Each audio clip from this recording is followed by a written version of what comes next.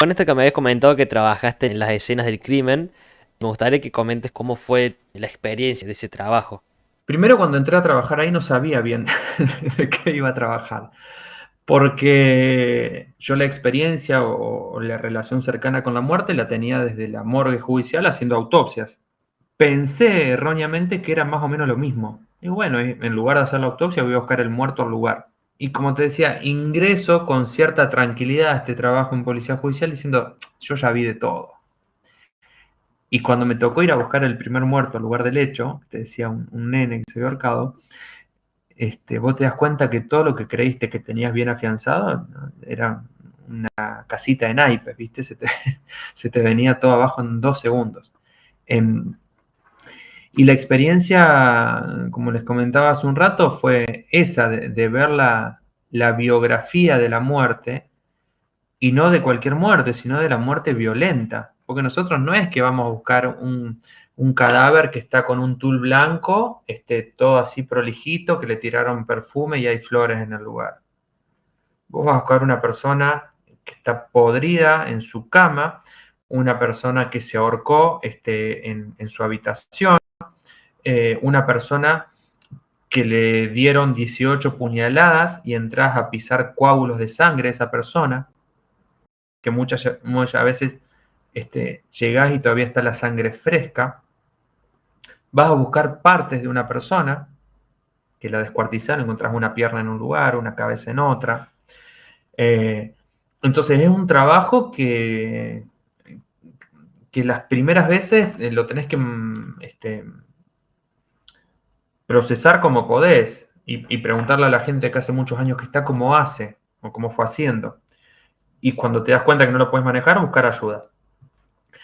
Pero en mi caso siempre me gustó y me sigue gustando eh, esta parte de la investigación, de ver la cantidad de información que vos podías sacar desde un cadáver que estaba en el piso eh, y hacer la reconstrucción de lo que pasó antes y darles herramientas a los fiscales o a la justicia para que esclarezcan un hecho. A mí me tocó trabajar en varios casos, pero en uno puntual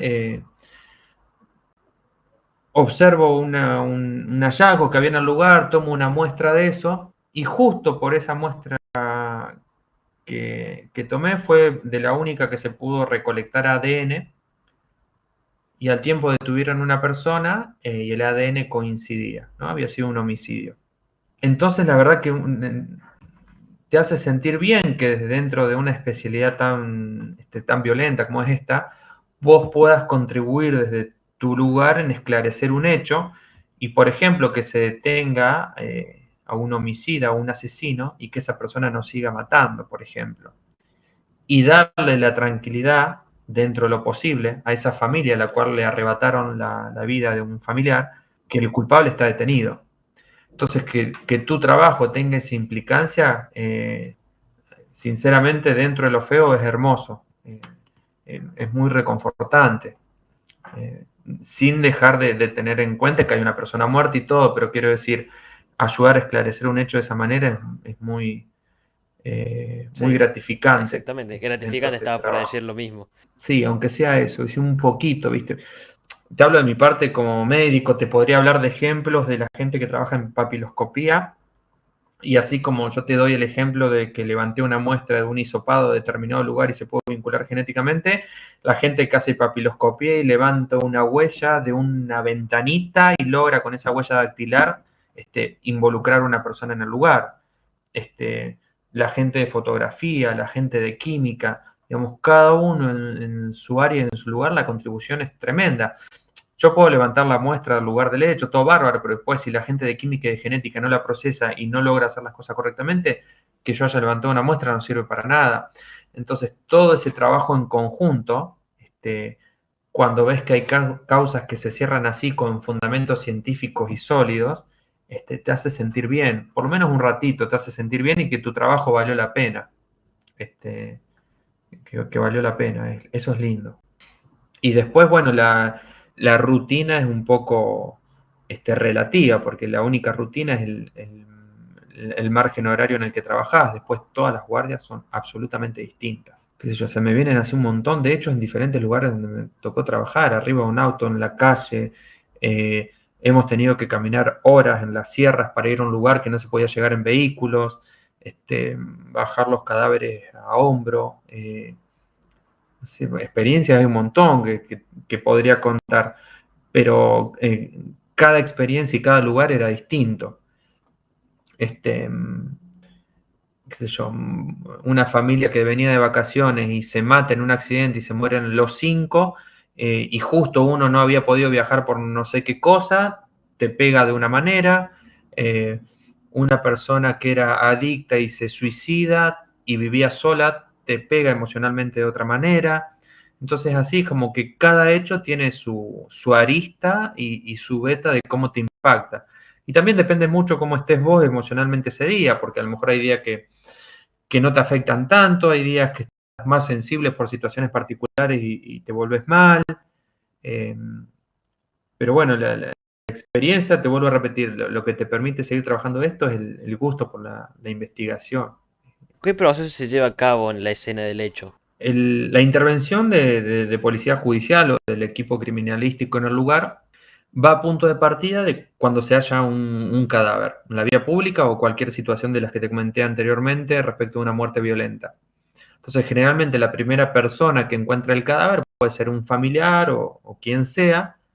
Generalmente se llama a la policía en primer lugar y al servicio de emergencias médicas. Primero para constatar que realmente esté muerto y a personal policial. Una vez que ocurre eso, que llega la policía o el servicio de emergencias médicas, son los primeros que suelen ingresar al lugar. La policía toma el procedimiento, es decir, de tratar de averiguar todos los antecedentes de lo que ocurrió, identificar a la persona, quién era, si vivía ahí, si no vivía ahí, y sin tocar nada, debería hacer una observación general y transmitir a la unidad judicial lo que vio. Luego de eso se da participación a la fiscalía y el fiscal de instrucción es el que instruye justamente que participe policía judicial porque puede tratarse de una muerte violenta o de una muerte de etiología dudosa.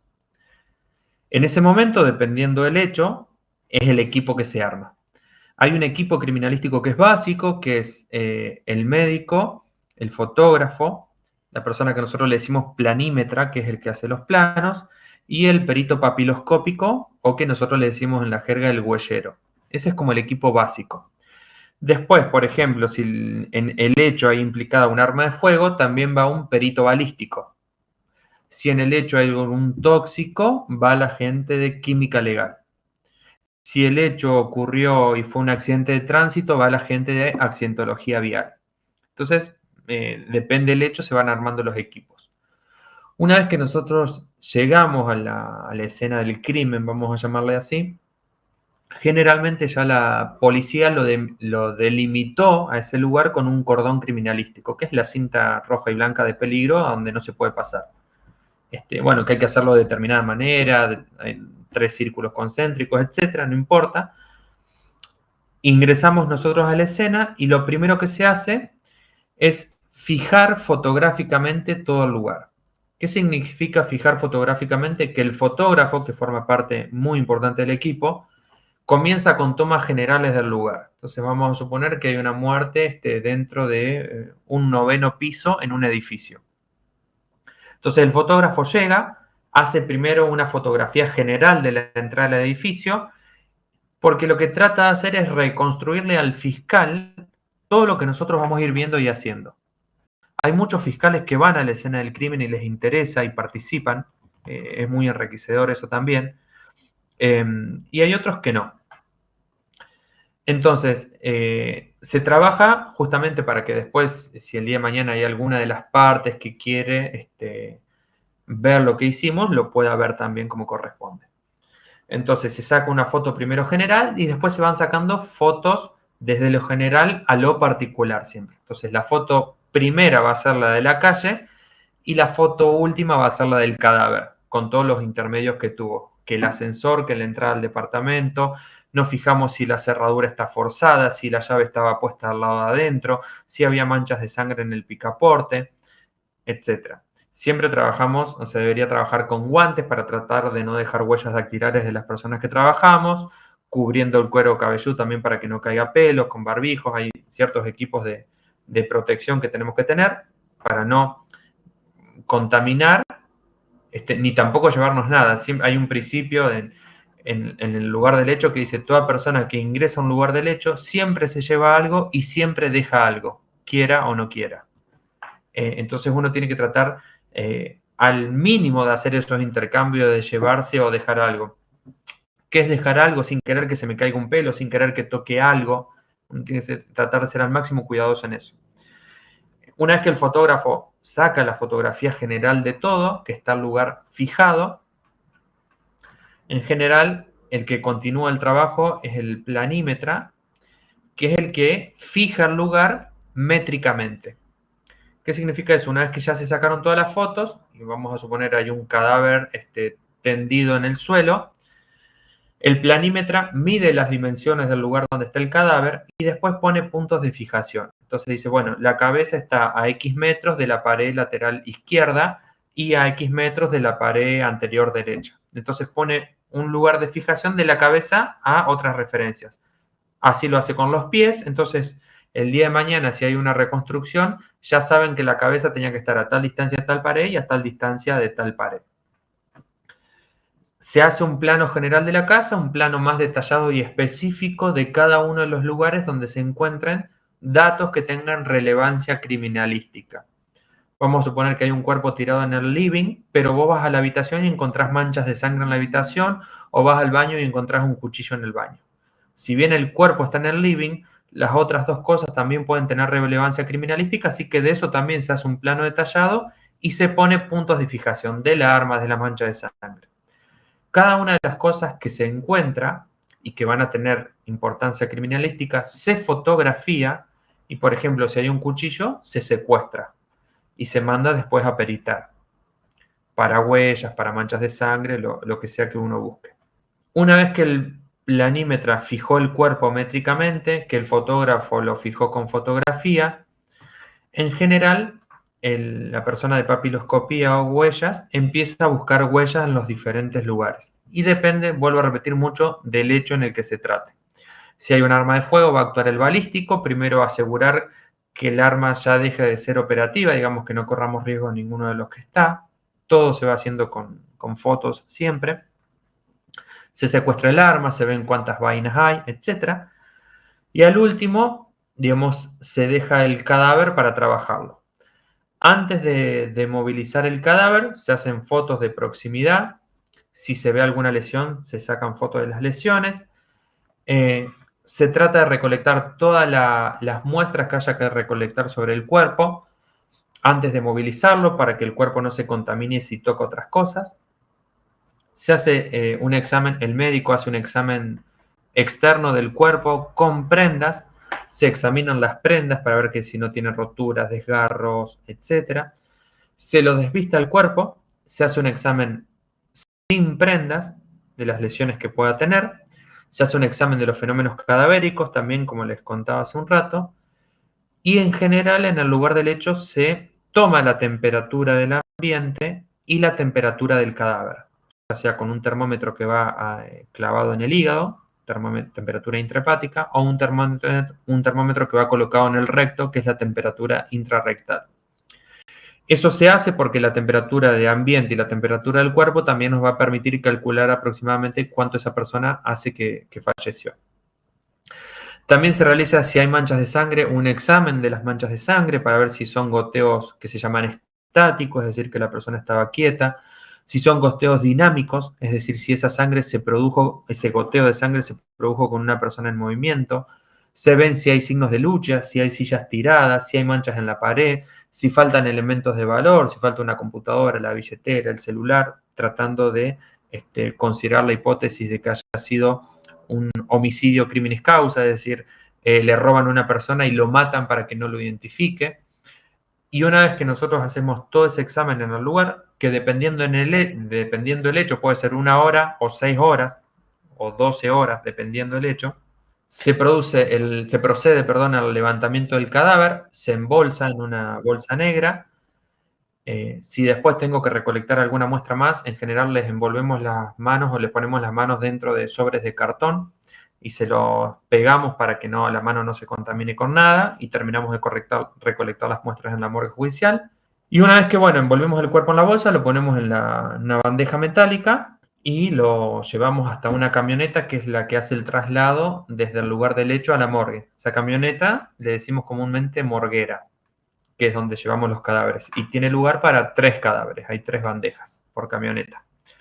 Y ahí se hace el traslado del cuerpo a la morgue judicial, se hacen nuevas fotografías, se le toman las huellas dactilares al cadáver, eso lo hace el perito papiloscópico, y después se vuelve a la base operativa y cada uno de los peritos hace su informe. El fotógrafo, su carpeta de fotos, describiendo qué ve en cada foto. El perito papiloscópico va a hacer su informe de huellas y rastros. El perito de planimetra va a hacer el bosquejo que hizo a mano alzada en el lugar del hecho, porque se va dibujando a mano, se pasa a una escala métrica en un programa por computadora y se extiende el plano como informe planimétrico. El médico va a hacer su informe médico-legal respecto de la posición del cadáver, los antecedentes, los hallazgos que hubo, los fenómenos cadavéricos, la lesionología, la data de muerte y la causa eficiente de muerte. Con todo ese conjunto de información, informe médico, papiloscópico, balístico, químico, se trata de determinar la causa de muerte, si fue suicidio, homicidio, accidente, y esos informes van a la fiscalía y ahí por lo menos termina nuestro accionar. Bueno, es un proceso largo y bueno, tardado también, que me dijiste que puede tardar como 2 horas o hasta 12 horas. Y en esos lapsos, ponele que Depende del hecho. son, claro, o sea, en esos lapsos, digamos, por ejemplo, que puede llegar a ser largas horas, ¿tienen algún momento de descanso o es como que hacen todo de corrido? No, de corrido. Eh, Cuando estás trabajando en un lugar del hecho, siempre hay una premisa en medicina legal que dice, el tiempo que pasa es la verdad que huye. Entonces uno trata de hacer todo con prudencia y fundamento científico, pero en el menor tiempo posible. En ese momento en que todos estamos trabajando, como que nadie piensa en descansar, uno quiere tratar de cerrar o resolver ese caso. Y yo te contaba el caso de, un cadáver tirado en tal lugar, pero en lo personal me ha tocado trabajar en hechos donde había 5 cadáveres. Entonces, es eso que yo te conté recién por 5. Entonces sí, es un proceso largo. Lo que muchas veces ocurre, como pasa, uno salía a la mañana a trabajar a buscar un cadáver en el lugar del hecho en el interior de la provincia y a lo mejor hay 2 o 3 hechos más y quizás encontramos a mitad de camino un lugar en la ruta a las 4 de la tarde para poder tomar un café y seguir trabajando cuando se puede. Eso es lo que más o menos tratamos de hacer entre un hecho y otro si la circunstancia lo permite.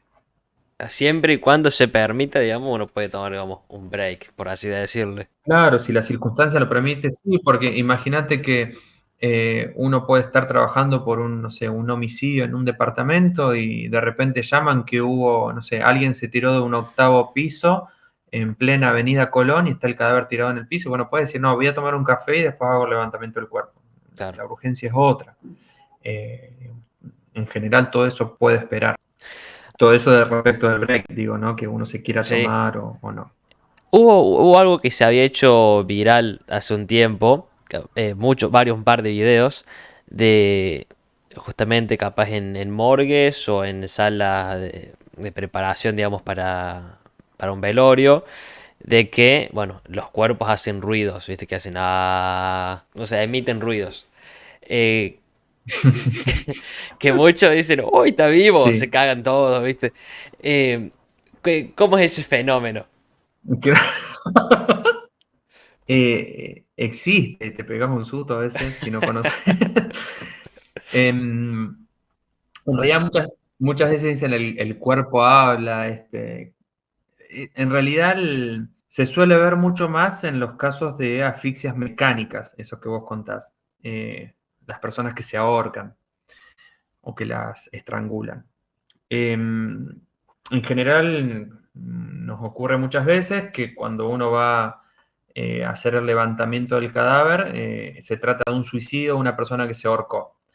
En el momento en que se ahorcó, la soga o el lazo que haya utilizado comprime el cuello y queda aire atrapado en los pulmones, pero la vía aérea queda cerrada. Entonces, cuando nosotros descolgamos el cuerpo y se afloja el lazo, pasa el aire por las cuerdas vocales y emite un sonido, que es una así. Ujú. Y sí, digamos, si nos pasa siempre que cuando ingresa gente nueva a trabajar y ocurre eso, se pegan un susto. Vos los ves que quedan pálidos al lado. Eh, pero es un fenómeno post-mortem de paso de aire que quedó contenido en los pulmones durante la muerte y que cuando vos descomprimís se exterioriza. Así como sale aire por la boca, también sale por el otro lado, que Claro. está más para abajo y que no es la boca. Sí. Hay de todos los olores y ruidos en el lugar del hecho. Cuando movilizas un cuerpo, eso pasa. Yo también te comentaba hace un rato respecto de la putrefacción, que hay un periodo que se llama enfisematoso, que el cuerpo se llena de gases, y esos gases son internos y externos. Entonces muchas veces los movés y les sale espuma de la boca que viene empujada por esos gases, o sangre, o materia fecal. Todo eso ocurre en el lugar del hecho.